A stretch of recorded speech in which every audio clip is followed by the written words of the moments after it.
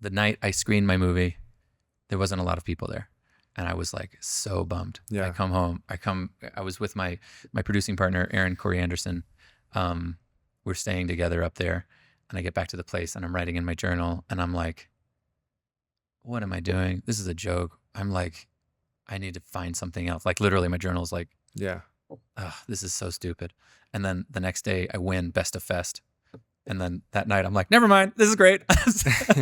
Scratch our dear journal. Yeah, dear journal. I was wrong. And you know, I'm really, really grateful for that experience because that was the first film festival we applied to and got into. And it really changed the trajectory of my life, you know? Yeah, that's cool. And it's really important to do those things as a Yeah. filmmaker. Sometimes you can kind of get so annoyed with things like festivals and it feels so dumb and it feels so like, I don't know how to describe it. Sometimes it can feel like there's a lot of energy that isn't real. A lot of effort, a lot of money, Yeah. a lot of your time, and what's the payout? Yeah, Especially exactly. if you have no idea. Yeah, sometimes it's just like a couple of like pats on the back and like, hey, that was nice, you know? Man. And it can feel really silly, but those things are kind of like the flags or the markers on your path to say like, oh, you're going the right direction. This is the right direction. Yeah. Like keep it up. Like don't give up, you know? Welcome to A Filmmaker's Journey, David. Thanks for being here. I'm so excited to see your face. Last time I saw you, you were doing stand-up comedy. Is that Comedy true? sports. I didn't know you were going to be there, and I showed up with my wife. I'm like, David Thorpe. Oh, incredible. Oh my gosh. And Yeah. came out and shook your hand because you're a celebrity out in Provo. Yeah, well, Provo celebrity, Yeah. small C Yeah. celebrity. Yeah. Very cool. How are you? Good, man. Yeah. It's so good to see you. I love your space. I love what you're Thanks. doing out here. Thanks. This is really exciting. You know, Thank you. like when we first knew each other, I was just really like taken with you because I was Yeah. like, man, Tyson's rad. Oh, thanks. And he's got like so much more, I don't know how to say this. Sexiness? Yeah, Just sexy. kidding. No, but like capacity. Yeah. Right. You were just shooting mostly back then, shooting Yes. and editing, and I was like, man, this guy's big, and so it's cool to like be in your space and be like, oh yeah, this is it. Come a This long way. fits Tyson. Yeah. Extra. Yeah. A lot. Yeah. No, I brought it up to you over text, but you're one of the first people I ever worked with professionally. I mean, That's we'll wild. call it professionally. Yeah. I was in college. You were directing a short, and Diana, who was a good friend, was producing with, I forget the guy's name that was producing. He had On that project, I'm Yeah. forgetting who it was. Too. dark black hair, Kevin Oh yeah, Kyle? Kevin Lee. Kevin Lee. No way. He was producing that, and I forgot remember that. just chit-chatting with him and his buddy, and I didn't know you at all, but you were directing, and we were out super late shooting, and I was running, I think, B cam or something. Yeah. That's amazing to me. I forgot that you were on it. To be Yeah. honest. Oh, I'm so sorry. I don't worry, because like I said, I didn't know anyone. I was new, and you were the big director. Like, of course, I'll remember you and Kevin Lee, and then Diana, who I was good friends with at school. She told me about it, and I was like, heck yeah, I'll do anything. Yeah. That was a short thriller script that didn't really go anywhere. Yeah. But it was still, you know, when you're young, you just have to make stuff. Yes. You just have to make and make and make and make. So that was one of my early projects, and I'm really grateful to everybody that was a part Yeah. of it, including you, Yeah. which I didn't remember, but now I do. Well, so thank dude, you. we have history. That's so cool. Yeah, and that was an interesting one too, because it was a bunch of young kids, Yeah. young boys that we were working with, because it was about Boy Scouts and Yeah. and trauma, and Yeah. those boys dealing with something really traumatic and a death. And there's some moments that I think are really powerful in that Yeah. still, you know, like I was just reviewing it maybe a year ago, and I was like, oh yeah, this is great. This little nugget. When that was kid great. got really intense with the beanie, I'll never Yes. forget, he was great and did a good Yeah. job. Yeah. But very intense, and it was nighttime and Mhm. scary out at Vivian Park. Yep. We've Yeah. shot there so many times. That's so cool, man. Well, I kind of explained the format, but I just want to hear about you. Let's give you an introduction first, and talk about where you're at currently in your career. And first of all, I'll introduce you as a very awesome, very funny, super cool dude, a good hang on set. That's you. first and foremost. That's the right? most important We thing. love having David around. And director, gaffer, Do you DP, No. produce? Mostly I haven't really gaffed for a while too. Okay. So You even did that Salt Mine one with us. yeah, Yeah. that's right. I'm trying all the projects are starting to come Yeah. back. Yeah, man. So lately I've just been doing producing and directing and writing Cool. and developing. So, yeah, I don't know. It's been great because I really appreciate everything that I've done. Like I've done a little bit of everything. I did Yeah. Crafty on a Devon shoot. Did you? Yeah. Like Uh, early days? No, dude. It was like it was one of the it was a car commercial where they took a small car. I can't remember which the model was, and they drove up a hill, and then the guys were doing longboarding down. Oh yeah. Can't remember what it was. That was kind of early. No, was it? Before my time. Oh, was it? Yeah. I'm getting them all mixed up. So yeah, I guess it was early think so. Devon. And But- I did Crafty then. That's so funny. So yeah, but I've It's done the best food done it ever, all. I'm sure. Oh, it was great. Did you have a chef hat? I didn't. That would I should have. I compliment had a him. charcuterie board. I can't say that word. Put a nice little spread. Made little sandwiches for people. Heck was yeah, really dude. fun. And I mean the top hat or the chef hat with your mustache would Yeah, really yeah, compliment each other exactly. right now. That's cool. So what are you I guess currently doing in your career like right now? Yeah, I would say that right now I'm kind of sitting in this creative producer sphere, which is really exciting. I've done a little bit of everything, and I'm so proud of like the last 15 years and all the work that I've done. And it's gotten me to a point where now I'm creating. I'm creating. I'm writing scripts. I'm pitching concepts. I'm getting. I have a show currently in development at a network, which is really exciting. Heck a TV yeah. show. Yeah. And I'm also I'm in talks with a feature film that Cool. we're putting together and in early stages with that. So last couple of years, man, I've developed at least 20 TV show ideas, and we've pitched 6 times to networks and and then that's like me in the room. That's Yeah. like not counting all of the email back and forth and Right. stuff like that. And I've been writing a bunch of scripts. I've developed at least 3 feature films, and that's super exciting. Way So it just feels like all of the experience that I've had in whatever capacity, even gaffing and all that stuff, all has like led me to this point where Yeah. I'm like in the room talking to guys, getting things done. Way cool. So maybe in the next 3 years, I hope to have a show on a network, Yeah. which would be incredible. I would also love to get a film in theaters. So that's kind of Way like cool. my 3 to 5 year goal. Yeah. That's what I want to see happen. So That's so cool. Do you find that do you want to produce those or do you want to direct them?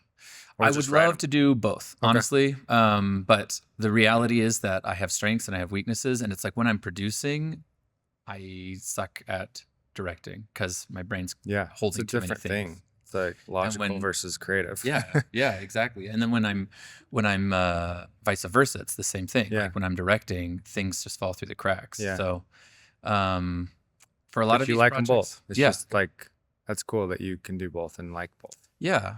I guess that is cool. Yeah, it's unique. It's fun. I just see producers as business minded, and then creatives as creative minded, and to Well, do both is unique. yeah. Well, and I don't know. I guess in my mind, film is inherently creative, Yeah. and so even the logistically minded Yeah. people that are in that field are creative. Yes. You know, they have to be because every project is so unique. Yeah. Every project has so much variability, Yeah. and it also has to be created. You have to kind of curate. There's best practices, and kind of what you're doing every Yeah. time. But like you have to curate in a creative way what that project needs. You Yeah. know, like right now I'm preparing to do this shoot in a stage where everything's just like neutral, like Mhm. neutral background, and the creative needs are very different than like being on location on top of a mountain or whatever it might Yeah. be. So I think producers in film have a lot of creative input on the final project. And it shouldn't be discounted. I Yeah. guess. And you have to be creative to put out fires because Yes. there's a lot of problems coming through. Well, and you have to know, you have to kind of see ahead, like what is the fire? Why is it happening? And like, what's important about like what do you have to save and what can you Yeah. just kind of move out of the way and let it burn and like move forward in the Yeah. right way. So I don't know. Maybe that's a weird answer. Well, you're a but jack of all trades just in general because you can obviously gaff as well, and that's a whole nother world. yeah. And I imagine if you can gaff, you could DP. Well, you that's the want to. funny thing, dude. Like I have never been interested in camera. Really? Yes. And I like keep kicking myself Why? because I keep thinking, man, if I could run the camera, Yeah. I could do so much more. And Yeah, I could be you so need a much more team. free. Yeah, you need someone. I could do a thing. I could go do a project on my own, but like it literally is like this weird mental block where I just don't care. Yeah. Like I look at the stupid little computer box and I go, Sure. I just don't care about this thing, you know? Yeah. So what, like, is it the technical side, or, because obviously you can paint a picture on it. Like, Yeah. is that, do you like to just paint the picture with light outside of it? Yeah. And you don't care what it looks like inside of it? Well, Obviously it comes out nice, but like, I think that I'm much more interested in like what's inside the frame. yeah. And You don't care about the frame rates. I don't care about aspect all ratio. that time. Yeah, exactly. Just And depth get of field. Yeah. And also when I was gaffing, one of the things I loved about gaffing, I did it for about 8 years. I loved working side by side with the camera guy. Yeah. I have this huge respect for DPs and operators. And it's because they're kind of like little computers themselves. Yeah. Like DPs, whenever, I don't know, it's a cliche at this point, but like every time camera guys get together, all they start talking about is stats and like frame rates and color science and all these technical... I don't like the tech side of it. Oh, dude? Oh, No. for real? I loved camera operate. Especially nowadays, I don't care what camera I'm using. Well, yeah, nowadays too. Yeah, get the shot and make it good, and it's more about the light than anything. I mean, even back when cameras weren't as good, it's still about the light. Yeah. Especially when you had to add so much light with the cameras that used to be so crappy. But yeah, with anything now, I just never cared about technology, and I don't nerd out on the newest thing. I get people that tell me, like, dude, have you heard of this camera, this drone? And I'm just like, I still have the camera I've been using for 5 years and it does great. Yeah. So I can do the same thing if I want. I will say though, I've been a Canon guy for so long just because of before even Supertramp, and that's what we shot with, and that's what I'm familiar with. The Sony's image with their lens recently, it's so obvious to me that it's a better image. It's like, because we shoot between them. I have a bunch of people that come in and contract with us, and they bring in their Sonys and shoot with those. The side by side, it's so much sharper, and it has this character to it that makes the person and just image look way better. So I think there's just a little soft, like, where it's minimal. Like I don't think many people would see it, but I see it, and it's like, I don't want to go invest in another 30 lenses just because I need a new camera. So I'm going to stick with my Reds and my Canons for now until it really makes sense. Well, dude, Canon is great. The first feature I ever shot was on a 5D. Yeah. And back then 5Ds were still old, and we took it to festivals, and I was like, oh man, this is going to look bad. And we played in some places where the screen was massive, like almost IMAX size. And I was like, oh, it's going to look terrible, but it looked great. Fine. It looked great. And I think you've said it has, the image really comes down to composition, to blocking, to light, to production design, all those things. And the 100%. Technical side is so important. I don't want to like downplay that, but 100%. My priority has always been on those other factors, which I think are, to me, fundamental. Like if you could shoot on an iPhone, but if like your composition's there and it looks good and the quality's great, then, and honestly, the story, if the story's there, then people will forgive a bad image, For sure. It's so true.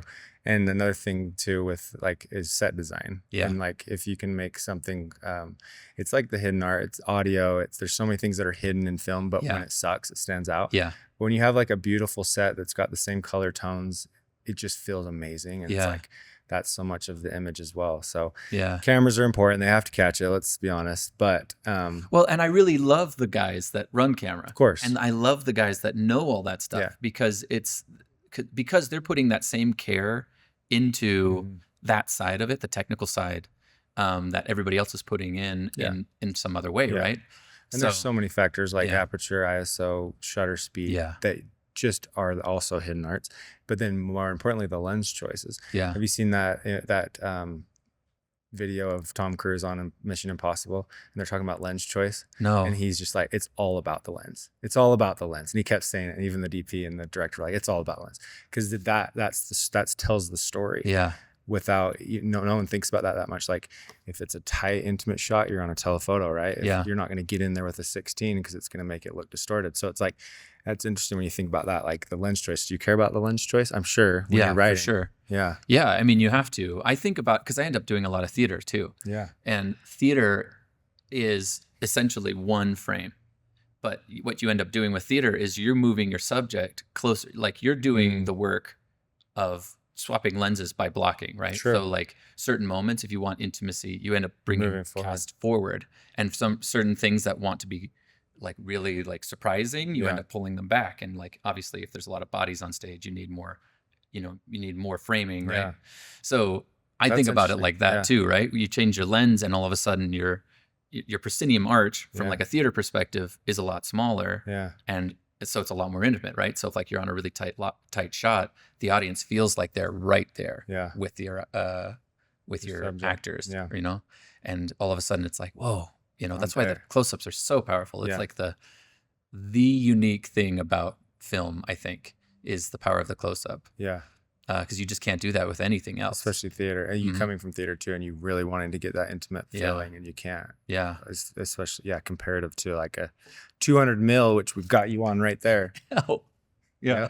So how close to it feels? Do we feel intimate? We're getting intimate with you on that one. Yeah. But that's cool, man. This is like my favorite stuff to talk about. Is just geeking out and speaking the same language. So, yeah. Oh, I mean, just speaking about that real quick. Yes. I'm reminded, I directed a play called A Streetcar Named Desire. This would have been a long time ago, maybe like 2012 or no. Yeah. Something like that. And I wanted to do this play, and I found this company that would let me do it, but they didn't have room on their, in their stage. Mm-hmm. So I found this building that was going to get demolished across the street. And I said, can we perform it here? Right. And, what I loved about it was that it allowed me to like put the audience so close. Like our performance space was maybe twice the size of this table. Like, oh wow, maybe twice this direction and maybe a little bit 4 feet more this way. So super teeny tiny. Yeah. And I was able to just bring chairs like right next to it. Way cool. And even so, that was like the most intense as an actor. It was so intense, dude. Like on top of the audience. Yeah, it was right on top of the audience. The audience was feeling it because I mean that show. I don't know if you know the show, but there's domestic abuse and there's like what's it called? Streetcar Named Desire. It's the film version of it has that famous scene where Marlon Brando's on the ground going Stella. Oh yeah. In the rain, his shirt's all ripped, all that stuff. And so we're doing this, and also on that space they had all these windows in the front. Because it used to be like a storefront. Yeah. So we were performing things on the street outside of the building. So like that moment, so he has this big fight, his wife and his wife's sister, and he and his buddies, they're all drunk. They come in, there's this big fight. There's, slaps back and forth. The girls just race out the door and then go around the building. So the audience is like watching them go outside, and then his buddies end up leaving and he's there drunken, covered in sweat and all this stuff, and he goes out on the street and the door closes, but it's windows so you can see all this stuff, and he's screaming out into the night, so Stella, and then our actress playing his wife comes around, and the windows were such that like there was the storefront and then there was a side window, so like you see her listening to him scream for her, but he can't see her yet supposedly. It was just the most powerful, amazing thing ever. Very cool. And it just has all to do with intimacy, right? Anyways, on that. Well, you're gonna feel it, man, and it's like when you're at like a sporting event. There's nothing like being on the front row. Yeah, it's like you're in the action. Yeah. So it's the same thing with film and theater. Yep. So cool. Well, there's a lesson in how to be intimate in your shots and how to not be. Yeah. Pull back. Yeah. Well, and some things you want to be wide, Yeah. Like some things it doesn't make sense to be. I mean, and it kind of gives that feeling of alone, which is kind of the same vein. Well, and also comedy, I think, for the most part, plays funnier on a wide. Yeah. Like if you can set something up really close and then like boom, cut to wide for the like reveal. For the reveal or the punchline or like obviously if there's a action, like you want to see somebody fall over a table, like you're going to want to see that wide because you're going to want to see the room and all that stuff. So there's certain times when it's so important to be close, and then other times it's really important to be pulled back, This is beautiful. So This is anyways, a beautiful conversation. It's very not technical, which is fun. yeah. It's very emotional. Well, that's definitely my angle. That is on your it. angle. And I Yeah. think that's so fun because this is actually pretty unique for most of the stuff we've talked about. A lot of the people have been, I run a business, or I'm a DP. Zane's more like you too, where I think his is very similar. It's he's a director as well. So cool, dude. Well, I want to now dial it back. Okay. And this I have no clue because I just know you. I think the first time I ever saw you, you were in a Backstreet music video That's with that's Devin right. and Jake. Yeah. Back in college, and that was when David Thorpe was born into my brain. And anyway, every time I saw you Incredible. after that, that's what I think of. Oh, yeah. It's a very silly college. Yeah, no, thing. I have them. Don't worry, I have plenty of music videos that I created. That's what we did back then. Amazing. So yeah, take me back to when you realized you were creative, and then also you thought, no, I don't even want to talk about when you saw it as a career. You just started to realize that you loved this industry. Yeah, man. Well, theater has always been a part of me. Okay. Like, I was from the time I was a little kid, I was involved in theater. There's this amazing program where I grew up. I grew up in Ohio, and in our community, there was this charity organization called the Red Glove. Mm-hmm. And it was a women's organization. They get together and they do service. And every 4 years, they would do this show called the Red Glove Review, and it was their big fundraising event. And they would hire a director out of New York, a theater director, to come in and put together this collection of songs and dances, and then put on this big community show. So I think the first time I did it, I was 7 and sang this song, and it was like that. Wow. That caught my mind on fire. Yeah. Just like that whole thing of performing and having audiences respond to you. And every 4 years, I'd be a part of that program, cool. and I was getting solos in it and doing that side of it. And then obviously getting into high school, I was doing the plays, and there was a local college nearby that was doing theater, doing Shakespeare. And I was auditioning for those shows, and I was getting into those productions as well in high school. Mm-hmm. And that was just like before I knew anything else, I was like, oh, I'm going to be performing, Yeah. Was it your parents that got you involved in that? Like, how did you know at 7 years old to be in that? My mom is my greatest. I love my mom so much. Yeah. I sign all my stuff with my middle name because it's my mom's last name. So like, I just want to like honor her and like keep her a part of my story, because she's my biggest fan. She's my biggest example. Like she just started a couple years ago. She's like, I'm going to learn how to play the banjo. So Way cool. She's a creative lady. Yeah. She's in her 70s and she's learning how to play the banjo. And Wow. like I go to her concerts as a 70-year-old because she's She straight up has a concert. Well, she's got a teacher. Like, it's like a recital. Recital. Yeah. Yeah. That's cool. So she's got a recital, and so like I go and support her in the same way. So she was just really, really great at like finding the things that like we were interested in, and like pushing us towards those things. So, so you were probably on your dining room table or your sofa, just like acting and just playing. I imagine. I don't if your know. mom saw that and she's like, "Hey, you might be an actor." Yeah, I don't know. I think she just was aware. Yeah. She was just like listening and like a satellite dish, just like picking up those things. Yeah. And like, let's try this. Yeah. I tried a ton of stuff. Like she put me into soccer. She put me into baseball. She put me into wrestling. She put me into a bunch of stuff. And a lot of that didn't stick. Yeah. Obviously. Obviously.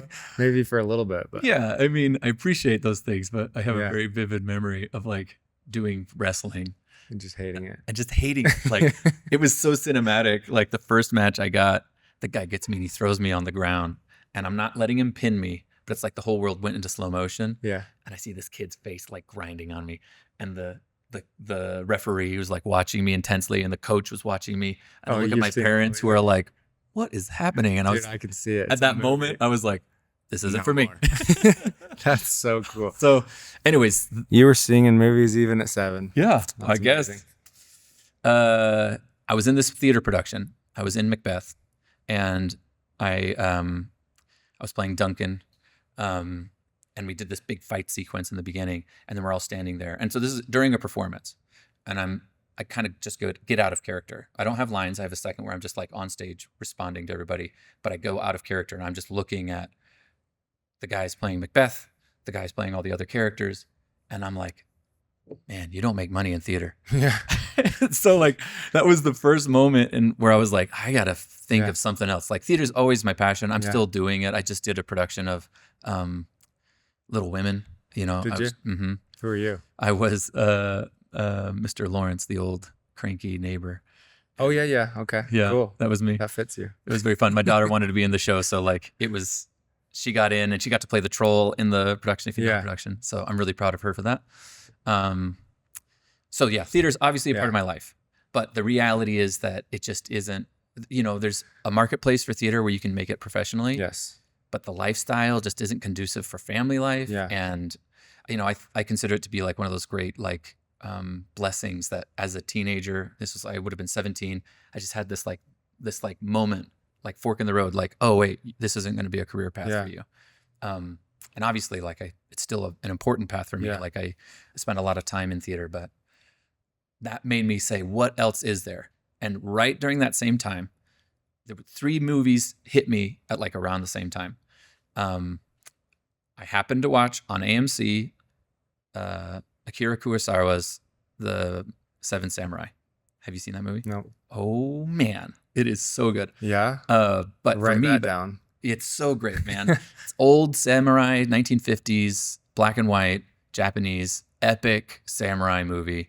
It's an amazing. There's this amazing story behind it too, because the Japanese filmmaker loved American Westerns. Yeah. And so he said, how can I make an American Western, but make it mine? Yeah. So he kind of took the same characters, the archetypes in the Western, put them into Japanese, feudal Japanese landscape with samurais. And so he tells this story about these samurai who come together to rescue this town from bandits who are going to come attack it.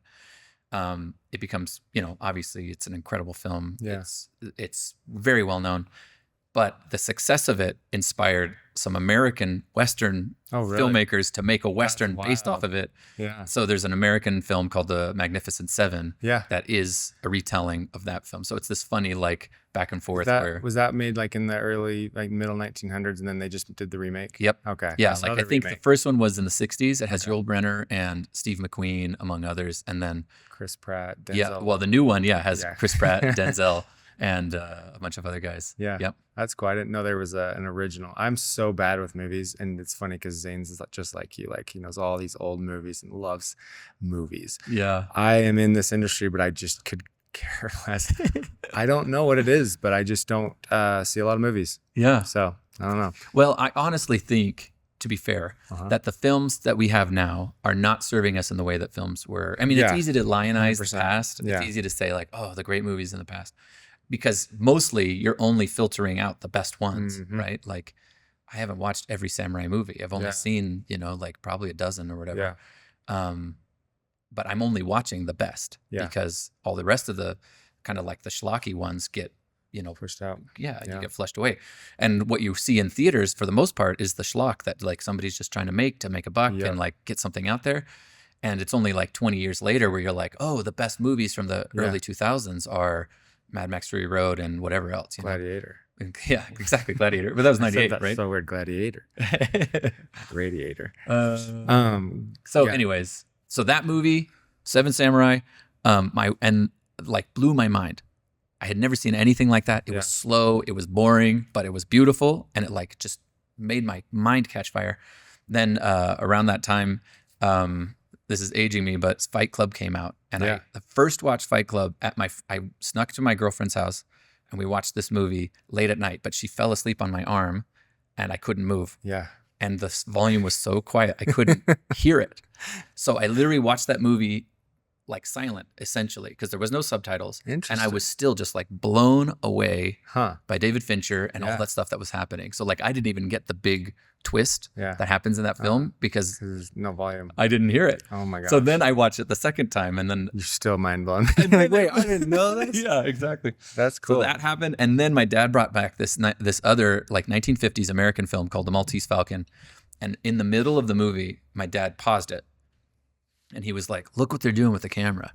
He's like, "They're putting the camera really low on this guy to make him feel really big and imposing," and that was the thing. So I kind of got primed. that like film was bigger than I thought. Like I Yeah. kind of just took film to be like something that you'd use for Yeah. passing the time. Mm-hmm.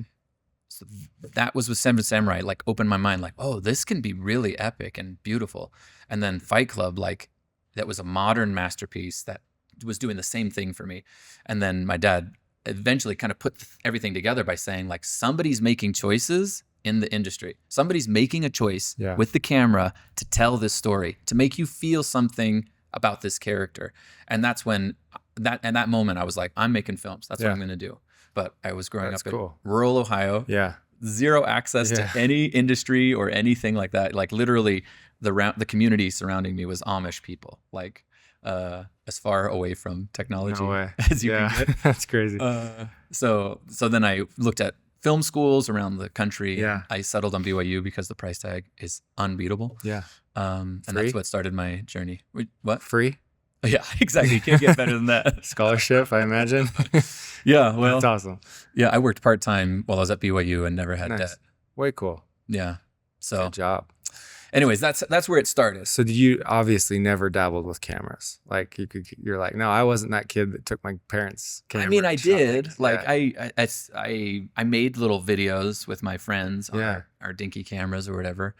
And I've shot some things. Like I actually took a class and shot on film. Okay. Like I did a 16 millimeter film. Yeah. And a couple of 9mm things, but like, I don't know. I just don't know if I have the patience. I don't know what it is that like, It's fine. really what my Yeah. passion is just to be with the actors. Yeah. That's really what I want to do. Got it.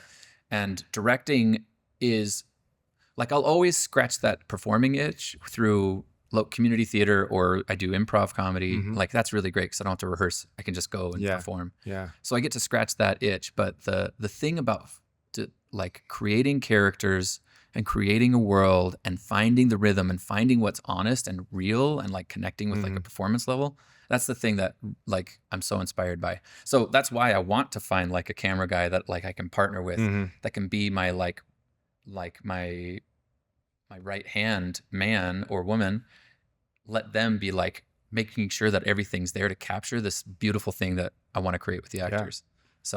So cool. You're so in tune with your, like, it seems like you just remember these moments. Like they feel so cinematic to me. It's like this movie and it's like, this spoke to me and my dad, and like very like methodical and like specific. Well, It's certain pretty moments, cool that you remember all that. certain moments really stand out to me. Yeah. A lot of things just blend Don't. together. So it's like, those are those core memories that Yeah. bam, bam, bam. That's cool though, that those things like drove you Yeah. to like love what you were doing, and then you found film and here you are. But I just asked the camera question because I was curious if like you learned quickly. I'll just have my friend run camera. Yeah. I'll be I with don't the actor. remember. I'll be the director. It was almost like I never even thought about camera. Yeah.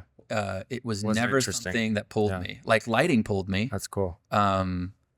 Everybody, you're in film school and everybody wants to everybody wants the Wants to camera. be the camera And guy. I was like, I don't care about that. Yeah. I was really interested in lights. I wanted to know how they worked, and I wanted to know all the principles behind it. And Cool. like, because to me that was something like you could see, Yeah. it's tangible. The camera is capturing something. Mhm.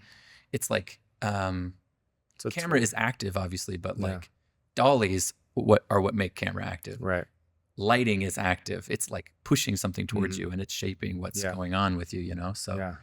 I don't know. Maybe I'm ADHD.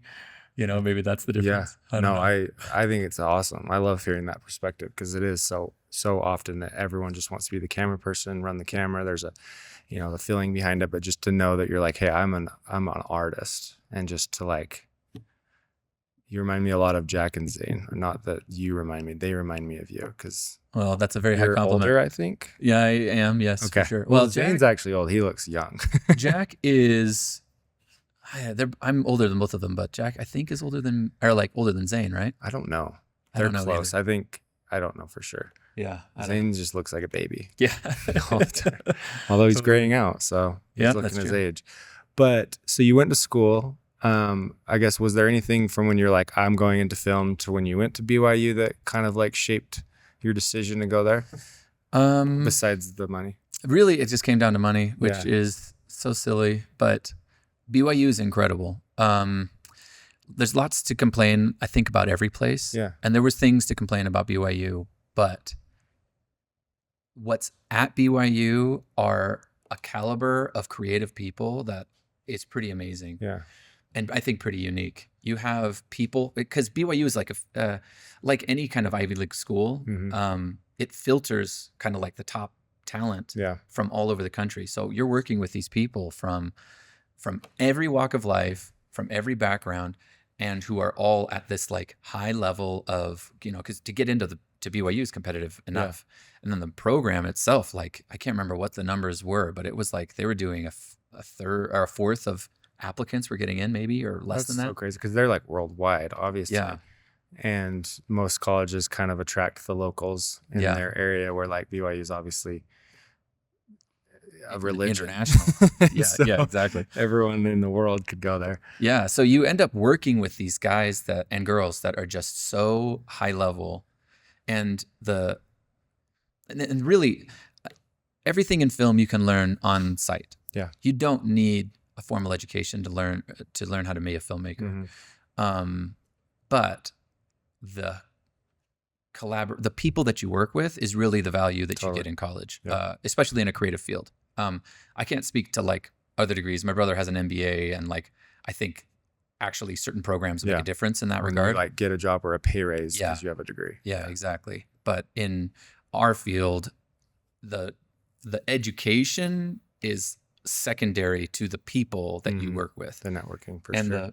the people that you end up like working with are the people that you will continue to work with forever. Like I've been at Mystery Box for the last 3 years, and those people that are running that company are the people that I was working with side by side while I was at college. Yeah. So like, and that's, a relationship that's lasted over 15 years. Yeah. Right. So, so I think that there is some value, like some people kind of poo-poo the whole idea of going to college, and there is some truth to that. Yeah. But like you go to one of these high-end programs like AFI or whatever, and you're working side by side with people that are going to be doing things professionally in the industry. So like, I think there is value to that. Yeah. And because someone's going to get some awesome deal or some job, and then they're going to call their buddies. Yeah, exactly. Come be a part of it. Yeah. And the same with Zane. Like we went to college, and we've been tied at the hip ever since. So. Yeah, that's amazing. Yeah, exactly. Yeah. It's because you're figuring things out, and you need people that you can lean on and support with, and that you can, in the trenches. This film industry, there's so many. There's that phrase, it's not what you know, it's who you know. Yep. I honestly think that phrase comes from the film industry. Yeah. There's a couple of those things where I think, I don't know if this is true or not. This is just me. Like, but it's so relevant. It's so relevant. Yeah. And also like time is money. Like nowhere else is it more apparent than when like you're rolling a camera. Like this is back in the day when it was film. And like literally every second you're hearing 24 clicks per second. That means dollars. Click, click, click, click, click. So like time is money is not more literal than it is on a film set. Well, even nowadays, even though the digital doesn't cost like everyone's time that is on that shoot is backing it up.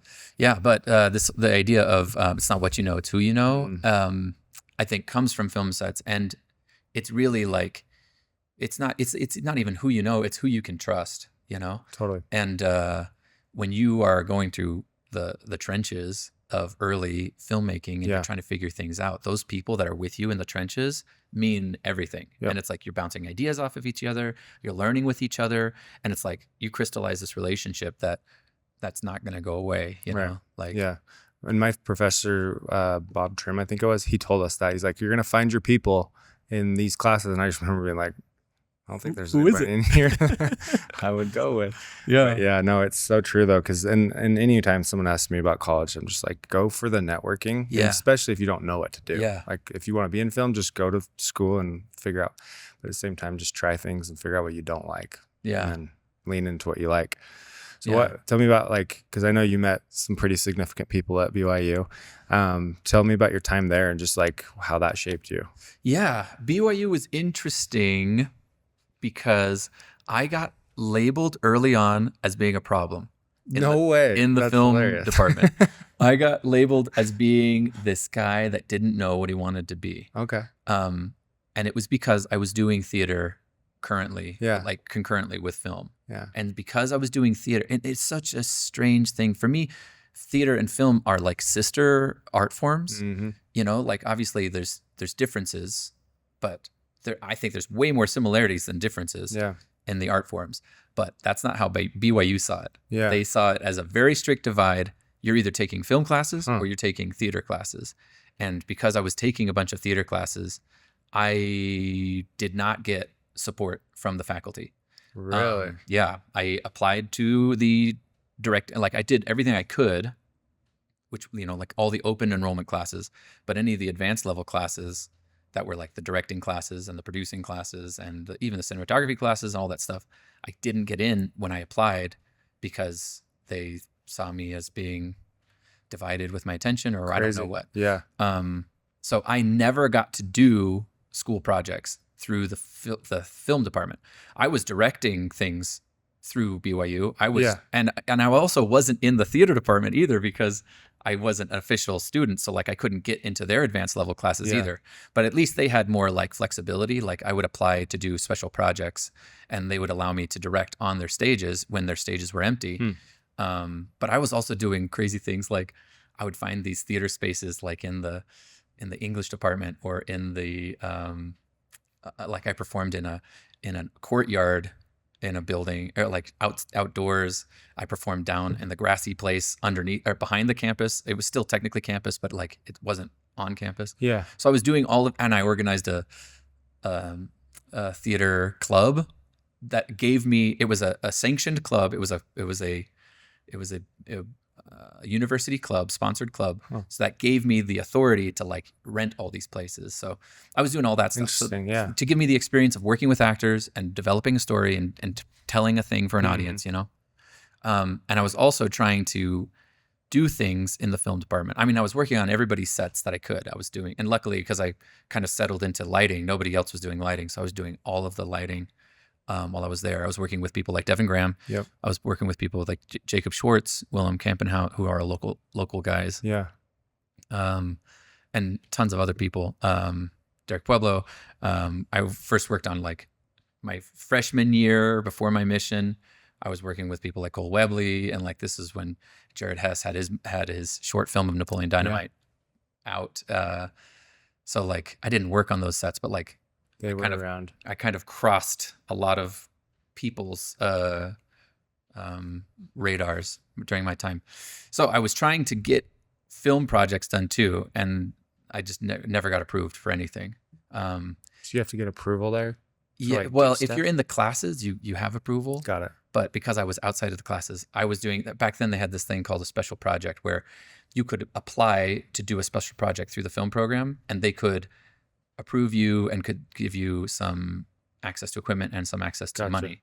And every year I was applying for a special project and I kept getting denied. And so my last year I was like, I am going to make this so bulletproof that like they can't possibly deny me. So like it was cast. I had my crew lined up. I had storyboards of the show, the whole show. I had my shot list ready. I had mock-ups for wardrobe from my wardrobe designer and from the production designer. So it was like ready to go. I just needed equipment and I was hoping for a little bit of money. Yeah. So I pitched it to the department and I found this out afterwards. I finished my pitch. I leave the room. I only found this out afterwards because Kelly Loosely, who's the man who runs the animation program at BYU, told me this story. And I am still very grateful, Kelly. I still love you and I'm still so grateful to you. But he told me that. I left the room and then everybody in the room was like, I don't think we should approve this. Like, what's the, like, why are we going to approve this special project for David and blah, blah, blah. And then he piped in and said, wait, David has helped me and my students on animation projects that we've done, like 3 projects in the last 6 months. So like, I know that he's helping everybody. Yeah. He's working on everybody's projects. Like, why don't you give him this thing? Like, he's got a window. Nobody else is using the equipment. Like, what's the big deal? And because of him piping in and like fighting for me, that's amazing. They said, okay, fine. We'll give him equipment, but we won't give him any money. Man, so, you were just hitting walls. I know. Yeah. My goodness. Yeah. So then I call my dad and I say, Dad, I'm doing this project. I need $2,000 to make this film. And my dad goes into this like hour-long, and I'm not exaggerating, hour-long tirade about all the things that he doesn't like about me. Like he's literally listing all of the qualities about me that he thinks are immature and not ready and all this stuff. And I'm just sitting there listening to this stuff. And then he kind of like wraps it up. And I go, so can I have the money? He's like, no, you can't have the money. So anyways, then I have to, I self-funded my only film project at BYU. But I did get the equipment, which I'm really grateful for. Yeah. And I made my little short. And I'm really, I'm still really proud of it. I think it is what it is, right? It's a college short, but yeah. Is it anywhere online? it is online. It's The Secret Life of Walter Mitty. Is it? Yeah. Was that a story before the movie? Yes. So there's a short story that I loved back from high school, and Danny Kaye, an actor back in the 50s, made a version of it because I think the story came out in the 30s. It was printed in the New York Times, and then they did a film adaptation of it back then, and then I did my short. And then when I was finishing my short, I heard the announcements that Ben Stiller was making his movie. Way cool. So anyways, mine is just like straight from it's almost word for word from the short story. Yeah.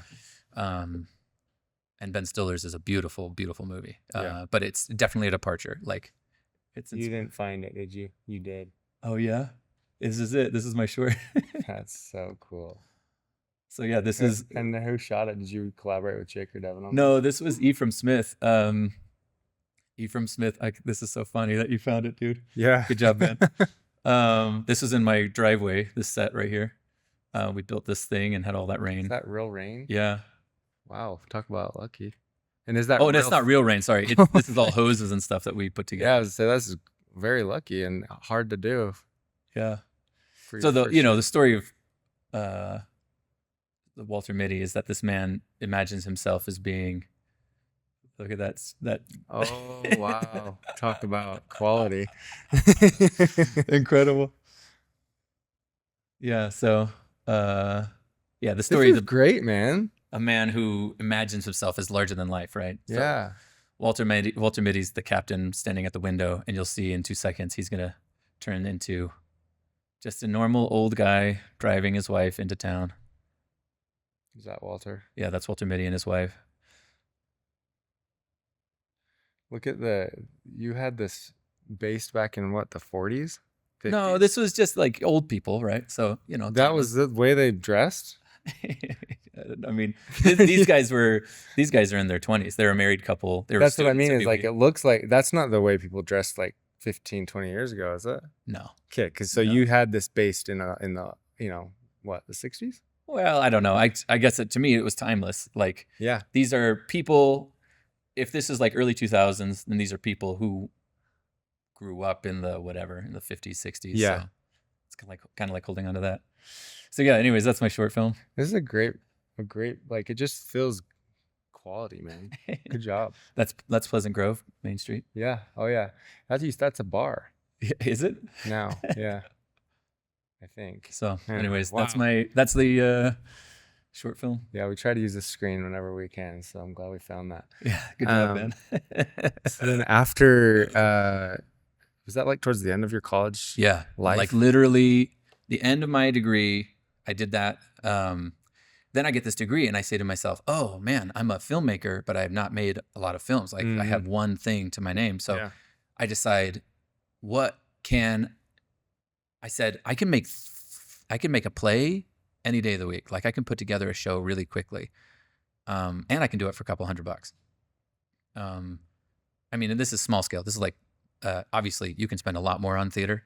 You just have to go to some like obviously off Broadway stuff, and they're spending it, millions of dollars and stuff. But like you can put together a really powerful show in like a black box setting for a small price tag. So I said, okay, let's take that same model and let's make a movie. So the first thing I did out of college was I made a feature film called, oh my gosh, Boy with Blue. And I said, all right, if I'm going to do this, I'm going to have to make it like a play. So I went to a playwright friend of mine, Matthew Green, who's in New York, and he's killing it, and he's doing amazing. Cool. He's got plays that are produced, and he's got a book that's out, and he's just awesome. But I said, Matt, let's make a movie, but let's make it like it's a play. So we said, okay, let's come up with rules. And our rules that we came up with were it has to be performed in 90 minutes, start to finish. Like, actors have to be able physically to perform everything in the script in 90 minutes without stopping. You're kidding. right? No cuts? Well, there's cuts, but the actors have to be able to do that. That means like they can't walk out of a building and go into a car, and they can't get into a helicopter, and like all these things that you can do with film. Like we say, we can't do that because we have to keep it performable. And we said it has to be one location, and we said no more than 5 people. So those were our 3 rules. He writes this amazing film, this beautiful film, and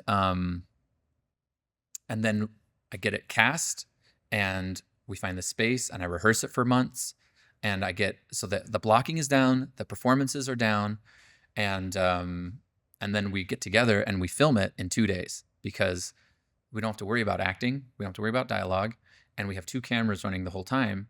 So in 2 12-hour days, like a normal film day, we get the entire film done. So like these guys are able to do like 20, 30 pages of dialogue in one sitting because it's all muscle memory. They know it. Crazy. So the cameras can like literally just let things go and follow them and capture them. And anyways, so that was the first thing I did out of college was this movie, and it went to a bunch of festivals across the country. I won some really nice awards. I won best of fest at Logan Film Festival. I won best narrative feature at Oceanside Film Festival. Cool. I have another couple of awards for best features, and then some acting awards, so way cool. So yeah, that's your second. That was my second film, and that was the thing we shot on 5Ds. Way cool. Which back then was so important because the camera bodies of the Reds were so big and so clunky, and the batteries didn't last, and they were hot, Mm-hmm. So those 5Ds let my cameramen be in this small space with my actors, and so like we could walk around each other and really like feel that intimacy that we were talking about earlier. Just by being close in proximity. It was really cool. That's amazing. Something else that was cool about that film that was like a happy accident was that we only had one set of lenses. So we had 2 cameras and one set of lens. And normally when you're setting up shot and reverse shot, you want things to look identical. Right? You want them to be on the same lens length. You want the actors to be the same distance from camera, all that stuff. Different. So we had focal lengths. Correct. On our cross coverage, we have wide and long lens. But for me, it ended up working really beautifully. And that's something that like I still in my head, like if I want this to feel just a little bit more unique and connecting in some other way, like feel special in some way, shoot your cross coverage with different lens lengths.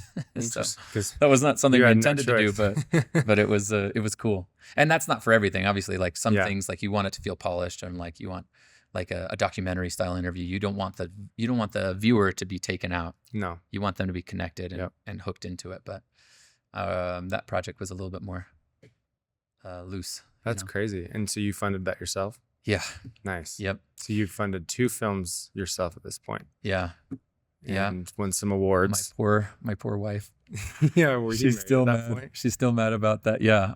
And that was another thing, dude. I got married early. Yeah. I came home from my mission and I got married like right away. Yeah. And all of my buddies in college were not married. And so like they're working on weekends and they're working late nights, and they're like literally roommates with each other. So they're just talking and working all the time. Yeah. And then I was married guy. Yeah. So like I come and hang out with them, but I'm like, gotta go home to my wife, Yes. And that Boy with Blue, that movie I did right out of college, we had been saving money to go on a big trip to Uruguay.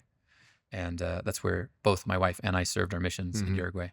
We were trying to go back, and I ended up convincing Becky to let me use that money for that film. Nice. And what a supportive wife. She's so supportive, and I love you, and I'm so grateful. But she's still mad about it. Yeah. Have you taken her to Uruguay yet? Nope. Dude, it sucks because Uruguay is so expensive. I'm not kidding. Like the tickets back then and now are like $2,000, $1,600 for one ticket to go down to Uruguay. And it's just because nobody is going down to Uruguay. Like it'd be cheaper to like fly to Brazil and then like rent a car and then drive the car, like. Wonder why.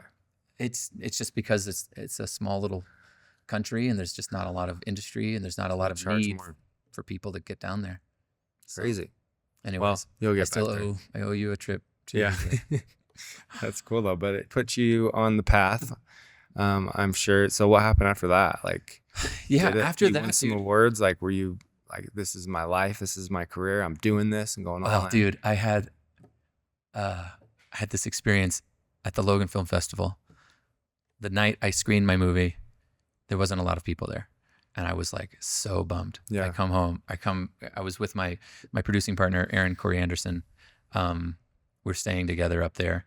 And I get back to the place and I'm writing in my journal and I'm like, what am I doing? This is a joke. I'm like, I need to find something else. Like literally my journal is like, Yeah. this is so stupid. And then the next day I win Best of Fest. And then that night I'm like, never mind. This is great. Scratch out. Dear journal. Yeah, dear journal. I was wrong. And you know, I'm really, really grateful for that experience because that was the first film festival we applied to and got into. And it really changed the trajectory of my life, you know? Yeah, that's cool. And it's really important to do those things as a Yeah. filmmaker. Sometimes you can kind of get so annoyed with things like festivals and it feels so dumb and it feels so like, I don't know how to describe it. Sometimes it can feel like there's a lot of energy that isn't real. A lot of effort, a lot of money, Yeah. a lot of your time, and what's the payout? Yeah, Especially exactly. if you have no idea. Yeah, sometimes it's just like a couple of like pats on the back and like, hey, that was nice, you know? Man. And it can feel really silly, but those things are kind of like the flags or the markers on your path to say like, oh, you're going the right direction. This is the right direction. Yeah. Like keep it up. Like don't give up, you know? So that was super important for me in that moment. To get that encouragement. And Yeah. You're like, oh, I guess I will. I won't become a doctor or a Yeah. dentist. Yeah, exactly. So yeah, after that, I decided, okay, I've made a movie. That's great. I Yeah. feel confident in my abilities to tell story and work with actors and all that stuff. Yeah. But like, I want to really understand the process. So I made the conscious choice to like get onto sets. And I said, I don't care what it is. I'm going to do whatever job. I'm going to get on as many sets as I can. I'm going to learn it from the ground up, you know? Mhm. So that's why I wasn't above like doing crafty because every job is important and it was important for me to learn everything, you know? So I did a little bit of everything, you know? I started doing grip and electric. I was doing key gripping. I was working on feature films, on commercials, on music videos, on all sorts of stuff, you know? That, you know, and the film industry is this industry of like, you get to work with people, you get to know people, Yeah. and one thing leads to another. And Yeah. so I was just always open for projects, open for ideas, you know, when some person, a dear friend of mine named Joe Sines, had this big project that he needed to do for the church. And he asked me to come in and assistant direct it. And I'd never done assistant directing. And he was like, I know you can do it.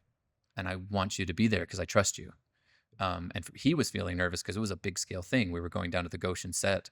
There was going to be like, I can't remember. It was, I think, 60 extras, and we had animals. We had not camels. We had donkeys and sheep and stuff like that. And Dude, little and it all kids. like the buck falls on you. 'Cause Yeah. You're pushing everything along. Yeah. Well, so that's how he was feeling. He was like, I need somebody I can trust. Take off that pressure. Yeah, exactly. So he contacted me, and that was the first thing I AD'd.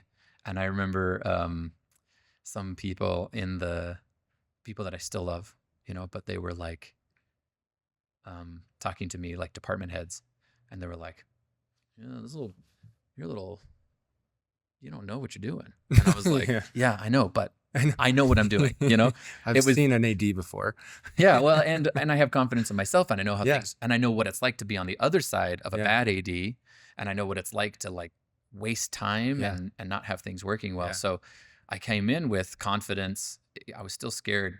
Of course. You know, You're it faking was- it so you make it though. Yeah, exactly. Which is what you got to do. And I literally had to stand toe to toe with the hair and makeup department. Yeah. And they were Like, telling me like, oh, well, this is how other people do it. And I'm like, well, I don't care Yeah. how they're doing it because this is how we're doing this go job. faster. And yeah, exactly. Here's a secret. Anybody who's working with hair and makeup and wardrobe, first of all, we love hair and makeup and wardrobe. You guys are wonderful. Love them.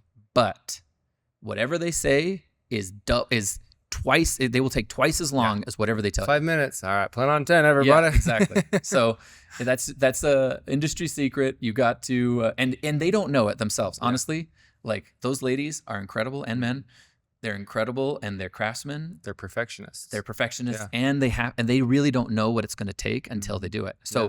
their instinct is like, oh, this should only take 5 minutes, but the reality is that needs to be doubled. So Yeah. if you want to be successful as an AD or as a producer, Expect. get your quotes early and then plan accordingly. Yeah. That's hilarious. So yeah. So then I hope People don't hate me for that. No, not at all. I think it's so true. And I think, but they're perfectionists, they're artists. They want to be able to do what they need to do Yeah. to make this person look good. And then even when they're on camera, like last looks and there's little things that And they need their time, and we need to respect that, right? Yes, Like 100%. also, But you're an AD, dude. Yeah. Nobody likes the AD. yeah, You're just a jerk, yeah. right? Well, And if you're not, then things don't get done. you have to be able to play it well. Yeah, Because that's true. when I was coming into the film industry, I was in this unique place. Like literally, when I was in film school, we weren't shooting digitally. Yeah. It was still on tape, mini DV tape, Yeah. to be sure, but it was still tape. And then while I was there, the first Red came out while I was in school, and then everything has changed since then. Yep. You know, the 5Ds. I remember that was like, anyways. So I was in this little crossroads, and the same thing was happening with the industry overall. I started working professionally when there were still guys that were working back in the 80s and before that. Yeah. And the mode of how they worked was way different than it is now. Yeah. Back then, it was like more severe and more strict and ruthless. And like, if you didn't like, here's a quick anecdote. When I was the first film I worked on, I was Grip, and the best boy Grip took me to I was stupid. I didn't know anything. And he was annoyed with me because I didn't know anything, which is fine. He takes me to the truck, and he's like, you can't leave this truck until you know how to tie this knot. And he's like, I'm going to show you 2 times, and you have to stay here until you figure it out. So, and he whips away this knot one-handed. And he's like, all right, that was your first time. And I was like, pulls it apart, and he's like, here's your second time. And he does it. And then he's like, you can't come out until you know that knot. And so he leaves me, and then I'm That's sitting there in intense. this truck, and I'm learning the knot or whatever. Yeah. I figured out. But that's how it was. Yeah. And ADs back then were like so severe, so mean, Yeah. yelling on set, yelling at everybody. And I just knew that wasn't who I was. And Right. I knew that, and I honestly, like, you attract more flies with honey than you do with vinegar. Yeah. So like, Be I just nice. knew that there's a better way. Yeah. So And I think so much is going that direction. yeah, exactly. Like, Everybody's way more. I just had Damien on, and he was Damien from Override, and he was just talking about that exact same thing. He's like, Override's trying to change that Yeah. because there is that kind of that mean like kind of jerks, and people are in their departments. No one's collaborative. The first time I ever saw a real AD, I was actually in Spain with Devin, and we were on the Assassin's Creed set. And this extra, who was a stand-in, he's just kind of dicking around, and he's, laughing, and he's kind of being kind of loud. AD gets in his face and just, the swear words, spitting, basically. I don't even think he gave him another chance. He said, get off my effing set. Yeah. And then he said, you come stand here. And they had a new stand, and he was gone. Yeah. And I was like, holy crap. And then I was like, I think I'm going to stick with YouTube. Yeah. That was crazy. Well, I think, to be fair, the film industry is a really tough place to be in. Well, and they think about all the money they're Yeah. responsible for. Yes. Like Yep. like I said, the buck stops with the AD, and Yep. if they spend too much time, it's on them. Yep. Yeah, for sure. So I think that there is a time and place, and there have to be moments where you have to you have to protect the space. Mm-hmm. You were saying the buck stops there. I was on this set where there was these people that were like grabbing things and ruining things, and you just have to be like, bro, I'm sorry, you got to get out of here. Mhm. Like, we can't work with you. Yeah. So lots of hard conversations, lots of things, you don't want to. I've been on sets where I've had to call cops on people and stuff like that. It's like, that's not what you want to be doing, but Yeah.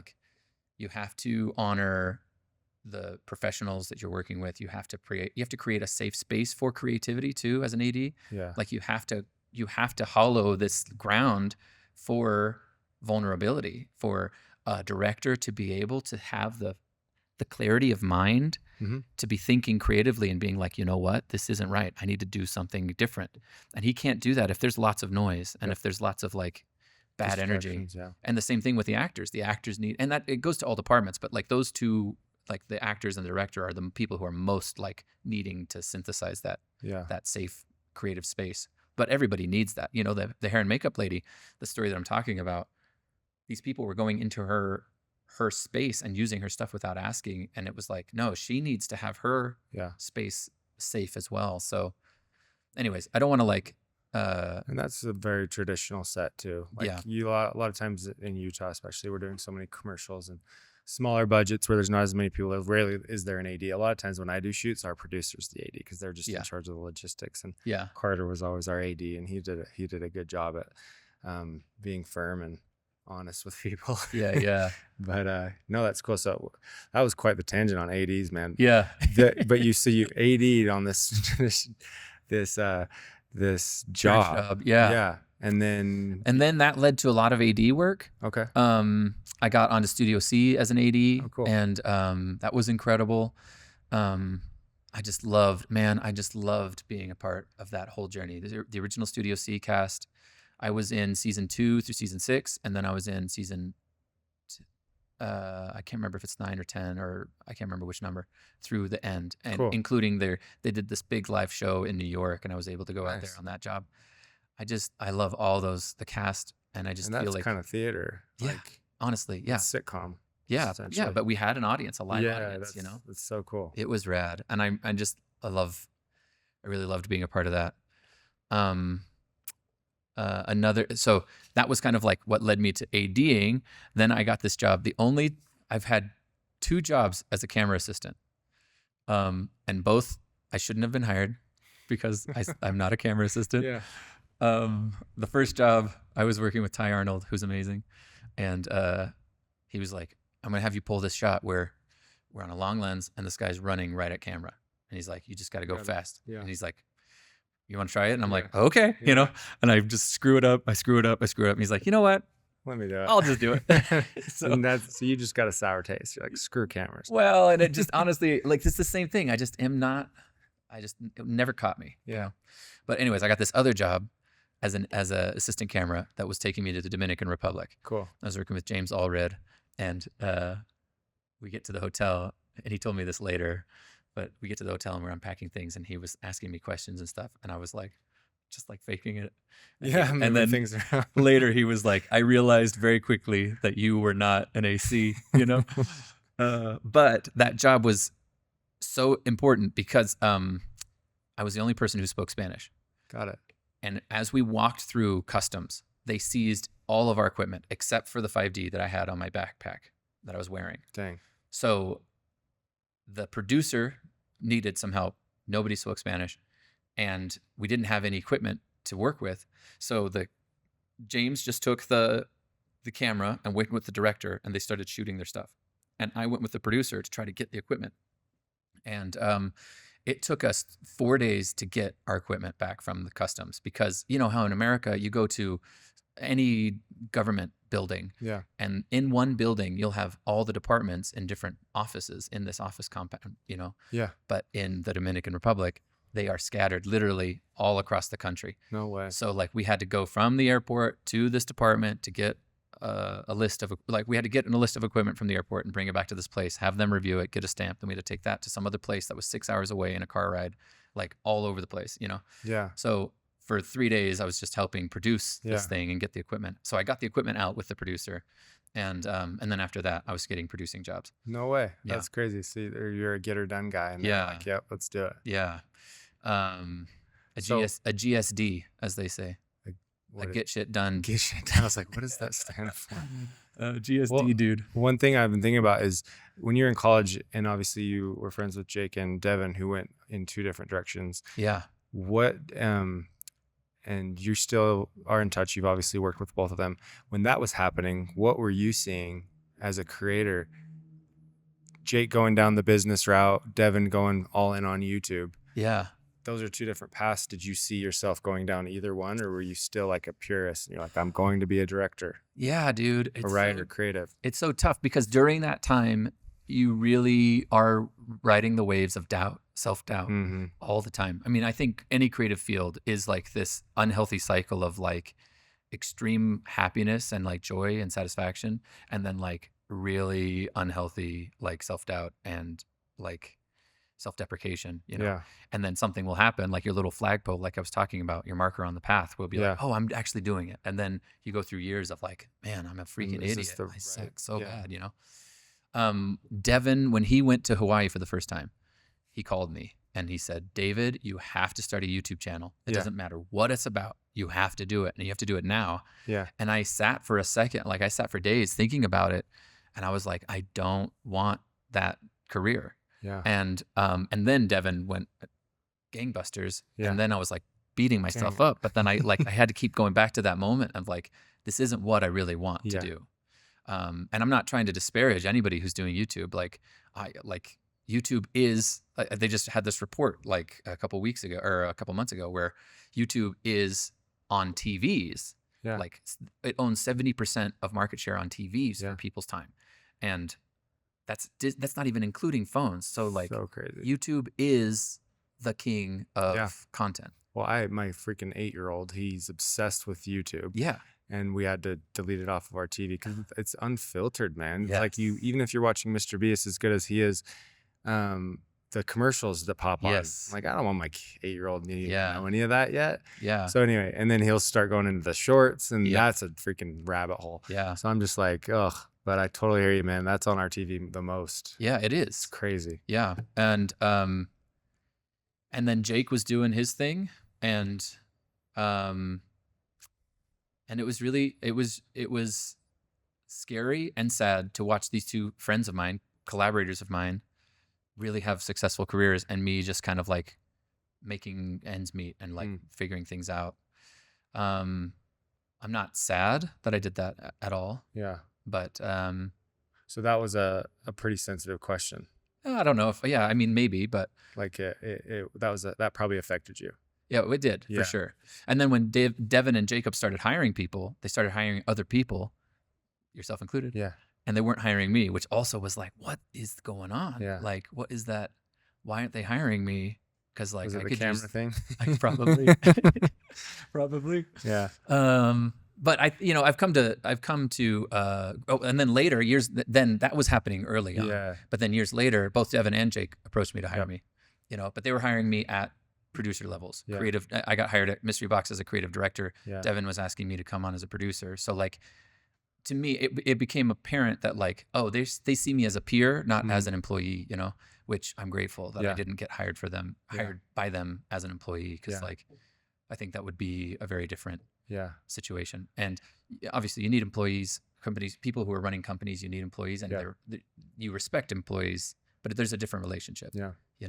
I came on to Mystery Box as a peer, as a co-collaborator, as a co-writer. Jacob and I, the show that we have that's going through that network, he and I are co-creators on that show, so like that's the space that we're in now. So it was hard, it hit my pride when I was young, and needed money and needed work and all that stuff.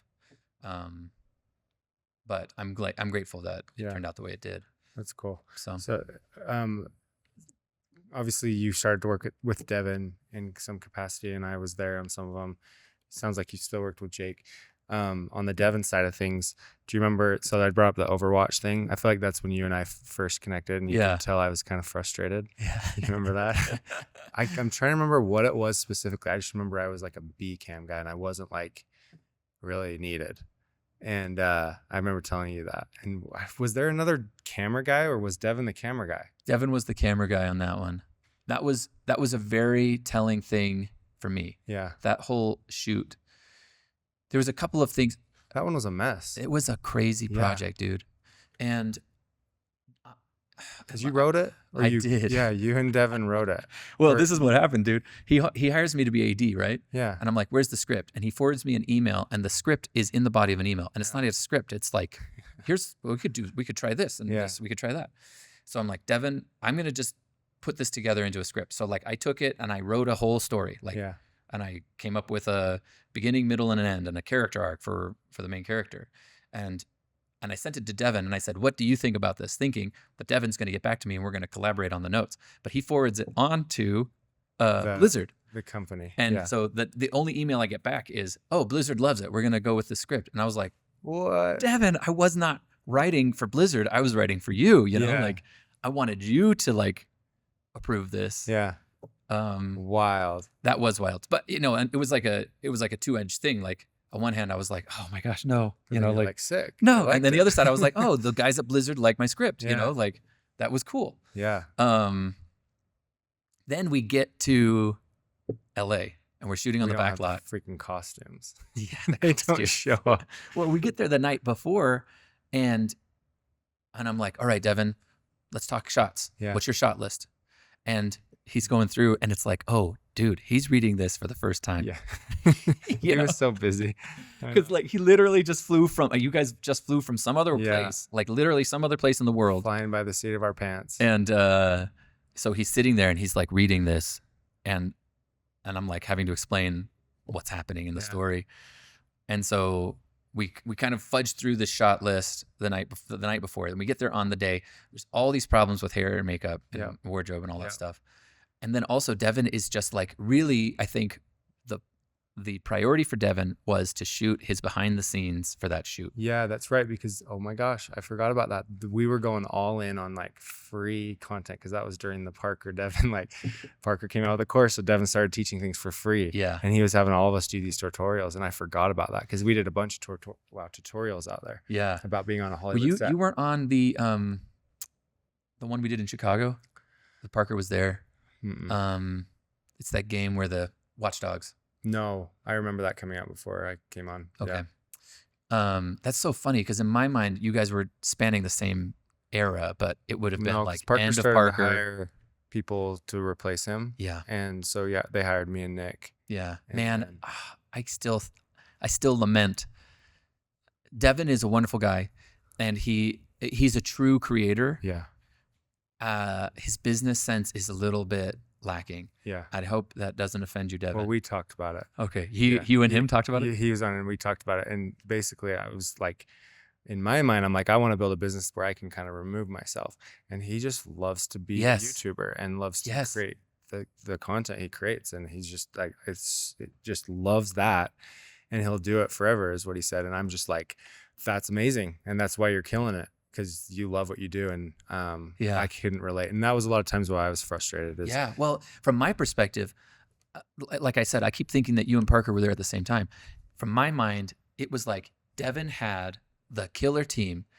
Like if he had empowered you and Parker to just be creators under the umbrella of Devin Supertramp, Could have been amazing. it would have been like he would have been doing 3 times as much stuff Yeah, as he was doing. But I think he had to because he is a true creator, he had to control it. Like Yeah. he had to be the guy. we always saw like Corridor Digital. Yeah. They expanded way beyond themselves. Yes. And we always were compared to them, and they just, and then Yes. even Dude Perfect was smaller than Devin, and they blew it up. Yeah. Being so that I always thought about the same thing, and but at the same time, I don't know if I would have been there No, if for Parker sure. didn't I mean, leave.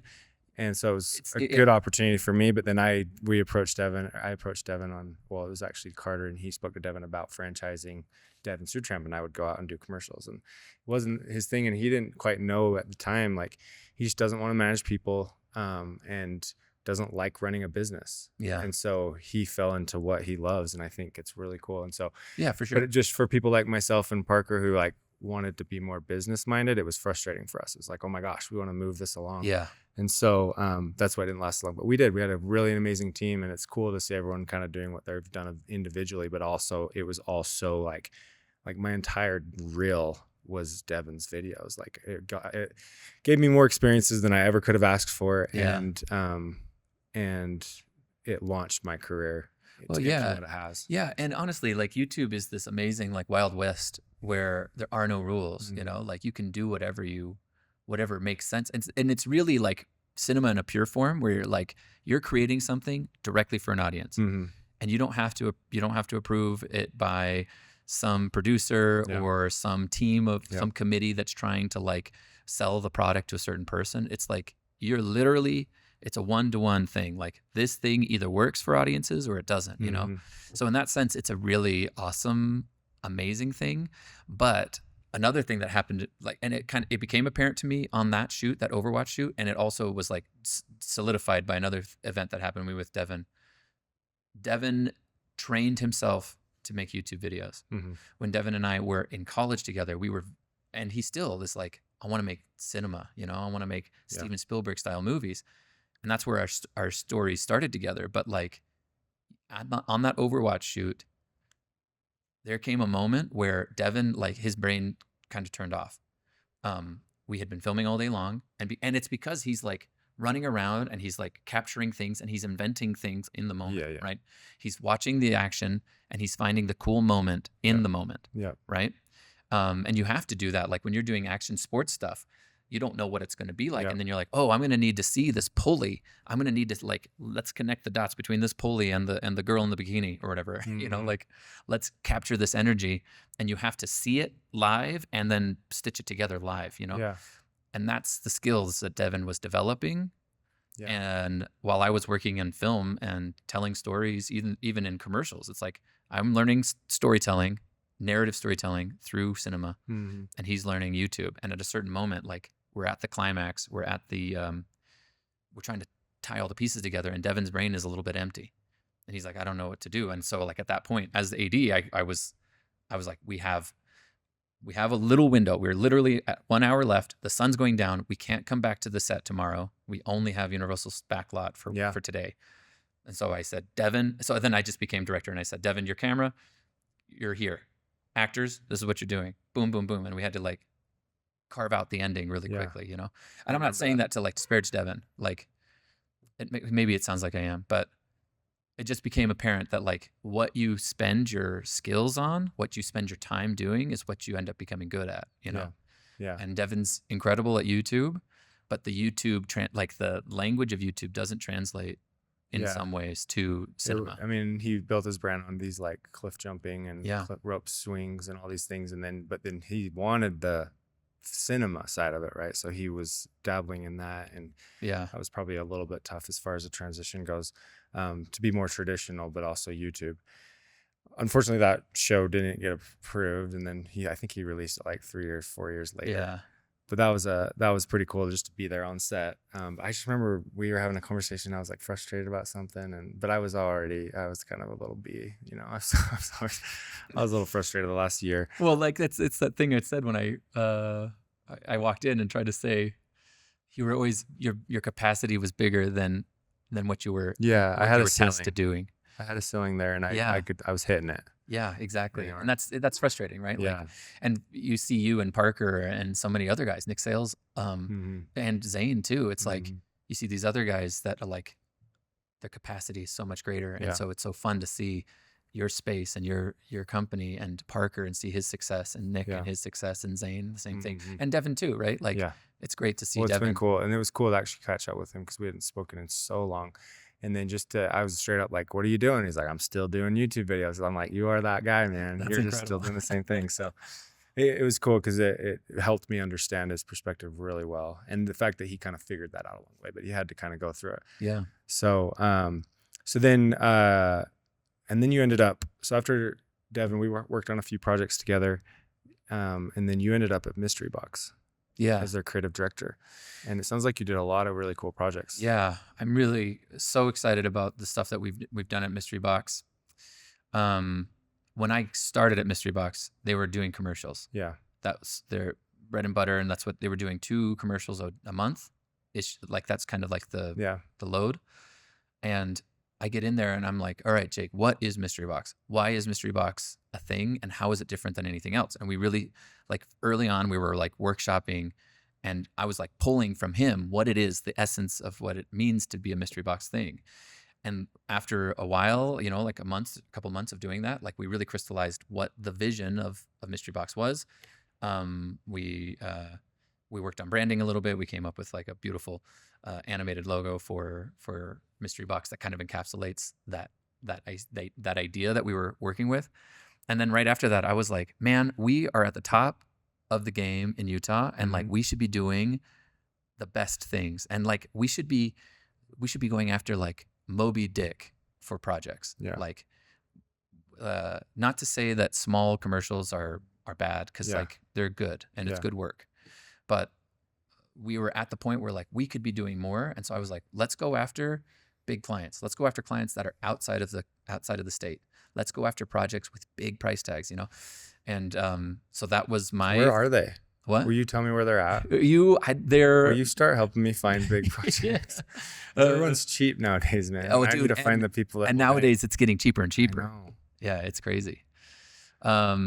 And that luckily that's things happen. And I think it's just kind of like you put it out there, and fate was on our side too, right? Like the Chosen found us, and we became Chosen's. I didn't realize that you guys shot Chosen. We didn't shoot the show, You wrote but it. the show is like, it takes up so much bandwidth, and they have so many other needs that like there's a bunch of supplemental things that they need outside of the show.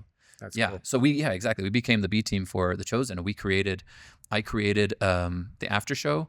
They needed it, they wanted it, but they didn't know how to do it. So like, I created the format of the show, and obviously the questions that all come from those guys, Jelaine and oh my gosh, what's his name? Please cut this out so it looks like I remember his name. Hold on, it'll come to me. Chris, Jelaine and Chris. I'll cut it so out. Like, thank you. Say it again. So yeah, obviously Chris and Jelaine, the hosts, they are coming up with the questions, and they know the cast intimately. Yeah. So like, they are the heart and the brains of that show, but like, they didn't know how to make it a packaged format. So like, I created the show with my team, and like, and so like, we did that. We did a feature film for them. That was like a documentary film to support them. We were developing a like another show, like another like episodic show that ended up getting killed because of I shouldn't say killed. Ended up, I was going to say dying, but also a bad choice of words, because of October 7th. Getting murdered. Getting murdered. Like we had gone to Israel 3 times with the Chosen team, and we were all geared up and ready to film on October like 16th. I think we were going to be there. And then October 7th happened, and like the project stopped going forward. Yeah. Unfortunately. Yeah. So anyways, we became their B team, and that was really helpful. And that led to other work, because other people are approaching the Chosen for jobs, and they couldn't do those jobs, so they offloaded it to us. And so we picked up some really high profile jobs that way as well. Like, we made this 20-minute short film for a museum in Washington, D.C. And it turned out to be so beautiful. We filmed in South Africa, and I'm just so proud of that film. And I took my family in February to D.C. Cool. Just on a vacation, because I had been going there like 8 times in like a year.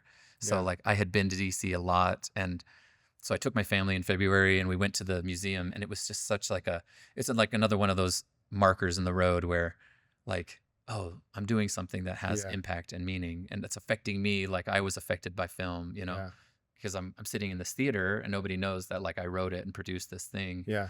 And all the audience is like crying, and afterwards they're like talking about how moved they are and how special that film was, and it's like such a special, so cool. Such a special thing for me, So yeah, like pitching shows at BYU TV, like, and that was another thing in my mind.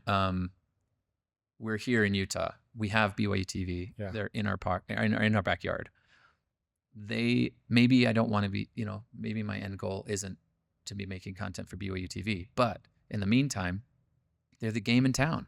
They have money. They have money, and they have audience. Yeah. They have they have screens that millions of people see all across the world. So like, why not pitch? So I get, same thing with Mystery Box. I'm like, we need to be pitching. Like, let's pitch, you know? So we set up meetings with them. We get to know them. We start pitching ideas. They're like, oh, this is great. We love what you guys are doing. We're going to pass on this project, but we love what you're doing. Keep it coming. So then we pitch some more ideas, and we develop more TV shows, and we pitch more stuff. And eventually, like, after this process, then they say, we like this one, so let's move forward. And so we moved forward into development with a project, and I ran a writer's room, and right now we're going back and forth with script notes on the pilot. So nice. And that one's greenlit. Like, you're moving. Is it going to move into production? We don't know that. We don't know if it's going to get past green. There's so many like doors to go through, man. It's crazy, because it seems like you get so far into the idea, and then you have the outline, approval, scripting. Yeah, it didn't occur to me until just now, but all of the heartache that I went through with BYU when I was in grad school. Yeah. Same thing. It's the same thing, dude. It's the same process, because you have to get the confidence of people, and you have to get them to like you before they'll ever like your project. Yeah. And so like, the pitching process is really you getting to be their best friend. Yeah. And like, well, it goes back to what you said, who you know. Yeah. Yeah, exactly. And what's his name? Kelly? Kelly, the dude, animation Kelly guy. Loosely, Just get him in that room. dude. I need Kelly in that room. Dude, talk Yeah. about full circle. Yeah. Yeah, but like you said, Enigma, aka used to be Mystery Box. Well, they are technically different. So Are they? Yeah, because Jacob was finding that people were confused. People were only wanting to hire a production company, not a production company that was also a rental company, Yeah. and they also sometimes just wanted somebody to work for editing and post work, Huh. but they didn't want a production company. So he and Katie So it was Enigma, and then they separated it. So first it was Mystery Box, which was working with underfunded productions. Yeah. Then they joined together and split into 3 entities. So Enigma is just rentals, camera, and Which used lighting. to be UFP. Mm-hmm. Yeah. And Mystery Box, because Mystery Box used to rent cameras. Yeah. So the Mystery Box portion of camera rentals, Mystery Box Cine Rentals, I think is what it was called, combined to become Enigma. Mystery Box is still just the production arm. So that's writing, development, directing, producing. And then Paradox Post is just post-production. So editing, color, all that stuff. Wow. And I think it was really smart. They could see the writing on the wall that it's a lot easier to sell one service rather than try to sell all services. Interesting. So, anyways. So then, do they ever do any type of marketing, or is it all just content creation and rentals? They don't. You mean Enigma or Mystery Box? I don't know. The company, the big building over Enigma. Enigma is just rentals. Okay. So if you so there's no like distribution. Yeah, they don't create any product. They just rent. Yeah. So if you want to if you want to do commercials, you go to Mystery Box. If you want something written or something produced or something created, it's through Mystery Box. And if you want services like editing and all that stuff, you go to Paradox. Gotcha. Okay. So yeah. So you worked there for 3 years? Mm-hmm. Talk to me. I mean, we've gone for so long. It's been so much fun. I really want to hear your perspective on working at Mystery Box. We kind of talked about working with Devin, because Mystery Box, Enigma, Paradox, they are like the king. Like, at least from my perspective, it seems like they are the production house. What was it like working there? The opportunities? Oh, it was great. It was great. Jake and Katie brought me on and gave me a lot of trust. Yeah. And a lot of respect immediately. And they gave me a runway to just come up with what I felt like was going to be the right thing to do for the company, which is amazing, honestly, that they would give me that trust and give me that work, like that collaborative work environment. It was really special.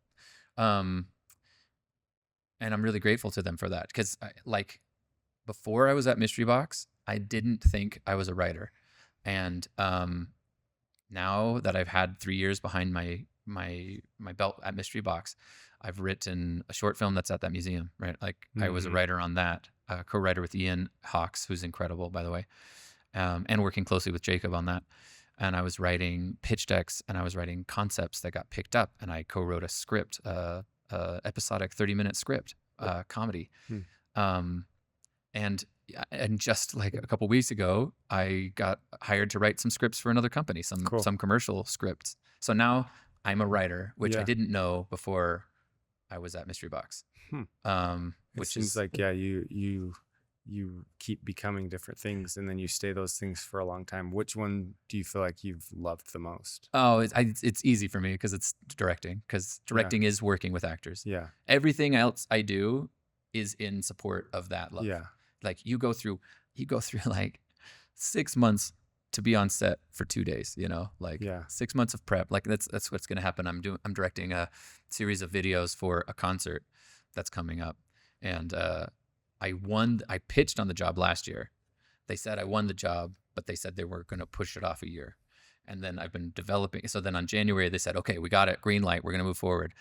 So I pitched it last year, waited, and I've been working on it, and I'm going to have 3 days on set. That's crazy. And I'm so grateful for those 3 days, because those 3 days are the thing that I live for, right? Yeah. Like that's like it's like the piece of manna or whatever that you eat that fills you up and helps you to keep going for the next 6 months while you're working on the next job or whatever. That's cool. So anyways, directing is definitely, I think it's what I'm best at. It's what I love to do the most. But the reality is that there just isn't as much need Yeah. for directing because everybody wants to be a director. Everybody thinks they're a director. And if you have, you know, daddy's money or if you're just like the guy at the office, right? Yeah. Like if you're the guy at the company, you're the director, right? Like, yeah. So to enable me to get more opportunities to direct, all these other things are helping in that. And I also love it, you know, like it's funny, like when I'm an AD, there's something that I really love about like organizing the schedule, which is a very like logistical and fastidious thing, but Yeah. I think it's really fun. And that gives me that I put in that work, which gives me the time on set, which I also love, like Yeah. being with all the people, Yeah. you know? And same thing with writing. Writing is a loner kind of a job, but it gets me to the next level where Yeah. I'm on set and I'm producing the thing, you know? Way cool. Do you So- like, so directing, writing, that's what you love the most? Yeah, I think so. That's Directing and writing, it's been really fun to discover that whole And so side of it. you and Zane have been chatting a lot lately, I'm sure, Yeah. because he's been down that same road and it's taken him like he's always wanted to get there, but now he's like that guy. Yeah. Ideas, creative, writing. That's so cool. Yeah. Well, So- and you really don't know what you don't know. Yeah. And you have to kind of go through it all Yeah. to like get to the point where you say, yeah, okay, I'm really comfortable in this Yeah. position. This is where I'm the most fulfilled. Mhm. Yeah. And I'm good at it. You know, Yeah. some people are like, you know, some people really are fulfilled by doing certain things, but it's like just not in the cards. Yeah. I don't know. So after all this, what you've kind of already touched on it, but where do you see where would you ideally love to see yourself go in the next 5 to 10 years? knowing Yeah, that- well, all the this go- now. The goal is something on TV, Yeah. something in theaters. That's And when you say on TV, does that mean you have like a 10 episode show yeah, that hopefully turns into a new season? yeah, that's the goal. Yeah. And I've developed a couple of shows, so it's not just the one that we're in development right now. So there's a couple of irons in the fire, and it's like, yeah, let's get one of these. Let's get Did one you of these. start with pilots? Yeah. That's kinda- Well, you start with, honestly, the first time we pitched, we had a full presentation, a whole Mhm. deck put together. And I think that what that did was tell them that we were serious Mhm. and that we were thoughtful and good creators. But they passed on the show, right?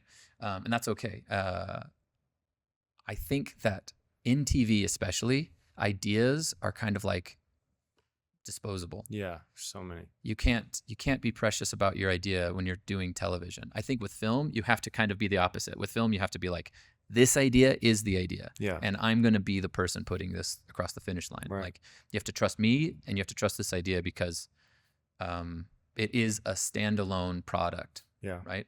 With television, they're not standalone necessarily, you know, like they want a TV show that will go over and over and over and Yeah. over again, right? And TV show ideas and TV show audiences can be pretty fickle Mhm. because there's so much to distract them, and they're competing with YouTube now at this Yeah. point, and like everybody's got a streaming platform and they all have the same kind of content. So like you really have to be you have to be really, I think, be really inventive and really creative with the idea and be disposable with the idea. Right. So we came in strong. They knew who we were, and that's another great thing about Mystery Box is that they've been building an incredible reputation for 10 plus years, Yeah. right? 13 years. So everybody knows them and trusts them. So like when I come in through the door with Mystery Box, it gives me like that clout, right? Mhm. First idea, we came in hot and said, this is a fully fledged product. Like it doesn't take any brains to see like what the show is, right? From the look and the feel and the hosts and the story structure and all that stuff. Then when the next time we came to them, we just came to them with like very polished log lines, very polished comps with those log lines.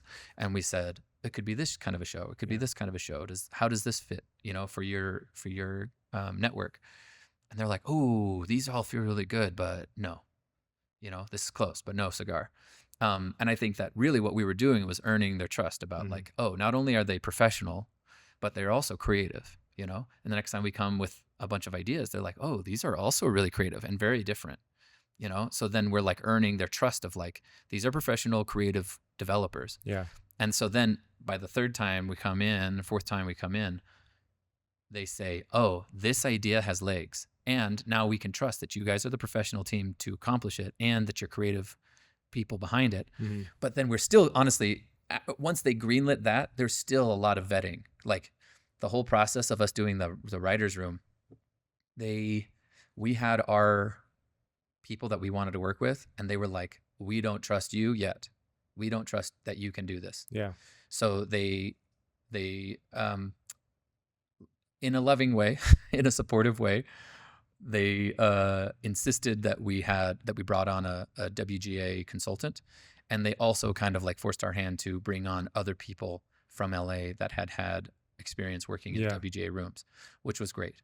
But in some ways, it's like that moment when I was an AD for the first time, and I had to like stand up to the hair and makeup department, and I was like, I can do this, and you just got to trust me. Like you have to you have to win the trust of people at every stage of the way, because until you do it, there's no, even if you are a guy who can do it, there's no evidence that you can. Yeah. So the writer's room, we had to win we still had to win their approval. And then even in the scripting process, there's been some conversations where they're like, can you guys do rewrites on a script? We don't know. And so like, I guess we're still earning their trust. Yeah. And so that's the same with everything. And it's similar when I was at Devin. It's like I'd show up to a set and he wasn't there, but I had the clout of like, oh, you work for him? Okay. And then I had to build their trust. By the end of the shoot, they're like, oh, we trust you. You're awesome. But yeah, it's just all comes down to like who you know, because once you know someone, you trust them and you can have them deliver fully. So yeah, that's crazy, man. And it's really cool to like hear this side of the whole film industry, because we haven't really had anyone that's gone as far as like, the pitching, the writing, the scripts, has done features. So it's really cool to like hear that perspective on all this. So you want to be have a TV show, and you see that happening in like 3 years, 3 to 5. Well, I guess television. It's in the hands of the production houses. But yeah, but also at the same time, it's like in my hands to be to make myself the guy that a network can trust. Yeah. So you're showing that right now. Yeah. Because once you get that one, then it's like, oh my gosh, he's the guy that can do it. It's open. Yeah. It's so cool. And you start to win things, and people start to see you as that guy. Well, dude, I hope that happens. Yeah, and that's like my favorite part about doing these is like hearing your story. And then by the end, I'm like, man, I'm rooting for you. I want this to happen. I think that's so cool. Thanks, man. And it's all kind of like all these different jobs and everything that you've had have like led you up to like have all this experience. And especially if you were to land one of these, you're like, that AD sucks because I know what it takes. Yeah, exactly. No, I'm just kidding. Yeah. But cool, man. Well, I like to end things with just some advice, life advice on how to get into this career / find your way. You know what I mean? So what would you say to someone that's getting started or wants to go down the same path? Yeah, man. Be a director. That's a great question. It's so tough because nobody wants you to do this. You have people that do want you to do it, but like there are more than enough people that are already making movies. And so you are not needed, you know? So you really have to fight to become needed, right? You have to prove that you are necessary. I think this is going to sound really corny, and this is going to sound really Mormon-y, but I think it has application. I talked to a guy early on. I had just graduated, and he's a guy who had been running a company in LA doing commercials and stuff. Yeah. And I said, what's your advice looking back? What would you tell yourself? And he said, pay your tithing, which is a really cheesy and dumb answer. But the thing that I like about it, that I think applies, is that like, it's the cliche, it's the trusted thing. It's the thing that's like part of your routine. And it's like, it is a thing that like, oh, at my core, I'm a Mormon. I'm a filmmaker. So just trust that. Trust that thing and don't deviate from that. Yeah. Because you can get lost in trying to become something else, trying to become a version of yourself, a filmmaking version of yourself that is inauthentic. And if you are inauthentic, you are especially irrelevant. Yeah. You need to be yourself. Totally. As a creator, as somebody that, it's like Devin, right? Devin is the creator. Devin Supertramp, the channel is Devin Supertramp, Right. right? And in many ways, that it might not have been working if you had been empowered to be Devin Supertramp 2.0, Yeah. right? Totally. And it's way better for you to be Tyson Media Mhm. because that's real, Yeah. and It's and me. everything that you create is authentic, right? Yeah. So in some ways, as corny as that phrase is, what it did was help me remember that, like, okay, like the big picture will take care of itself if I'm taking care of the little picture and I'm being authentic to who I am. You know, like I'm gonna be paying my tithing. It's the same way. Like if you're a guy that loves bird watching or whatever, like Yeah. do that. Yeah. Love bird watching and Yeah. do that every day. And I love theater, and like don't lose that part of myself. Like go perform, be on stage. You know, Yep. don't lose that connection with an audience, or don't lose that connection with an actor. So Which is why you still do improv. yeah, it's true. Heck yeah. So yeah, that's pay your tithing, but really be yourself. Yeah. That's my And fight for and what you want. Because Yeah. it's like you said, there's a million of us. It's red ocean, man. There's so many people wanting to get into this career now. Yeah. One thing that's cool though is that I kind of realize with everyone I talk to is as AI is starting to come out, it's like a pretty relevant topic in our industry. Yeah. And I didn't think about this till recently, but like think about all the generations coming next, like Yeah. behind us. They're not going to have any of these skills because they Yeah. don't need them. AI will produce those. So our skills are going to be worth more as we get older, which is kind of interesting. Like even like a camera operator. So the industry will change a lot, and then there's going to be these people that know how to run a camera, but everyone else behind us is just generating the image, right? Yeah. So it'll be interesting to see how that kind of changes things. But Well, and I was talking to somebody recently. Oh my gosh, who was it? I can't remember. Right now it's saying my brain is saying that it was Lane Russell, but I don't think it was. But Lane Russell is a very smart guy too. Let's imagine that it's Lane Russell. okay, It doesn't matter. Any intelligent Any filmmaking person could be this person. let's hear the story. He was just saying that like AI generates what you tell it to generate. Yeah. And filmmakers know how to make film and know how to tell a story cinematically. Yeah. And AI needs a filmmaker's touch to be able to tell a story. Oh, it was. Let's rewind. Okay. It's A. Todd Smith. I was having a Uh-huh. conversation with A. Todd Smith, and A. Todd was saying that like, and I agree with him that AI needs a filmmaker's touch. AI needs to be able to tell.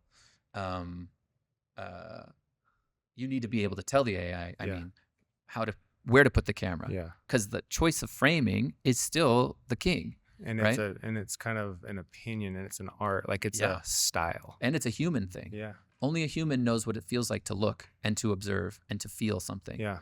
So an AI is trying to emulate that. It's trying to tell us like, oh, I think you guys like this. But like a human being can say, oh no, it needs to be slower. It needs to be lower. It needs to be softer, you know, or it needs to be faster. It needs to be wider and like more crazy, right? Yeah. So as AI becomes, and it will become so good. Yep. It needs a filmmaker's touch, an artist's touch, a human's touch to be able to create anything that's going to relate, that you're going to connect with. Yeah. You know, like already YouTube is trying to serve me stuff that's just AI. Yeah. And I'm like immediately like, ugh, this is so dumb. Yeah. I don't care about this. And I turn it off, even if I'm interested in the subject. Yeah. You know, like it's happened, like they keep catching me with these like history lessons, like, you know, the true story of Custer's battle or whatever. And so I'll click on it because I'm really interested, but immediately I can tell it's AI. And I'm like, yeah. skip. gosh. I don't Yeah. care because you're not real. It's not real. You know, so it is scary to see how good AI is, but you're always going to need the human touch. And like you were saying, we have skills that AI can only mimic, Yeah. and they, you know, I keep thinking about Into the Spider-Verse. Until a human made Into the Spider-Verse, AI could never think of True. Into the Spider-Verse. But now that it's been created, AI It can can crank Some out Into original the Spider-Verse ideas. stuff all day long. Hmm. So we're still going to need humans to be the filter of life, right? We are the only ones that can see what's going on, filter that through our eyes and through our heart, create something that connect with your eyes and your heart, you know?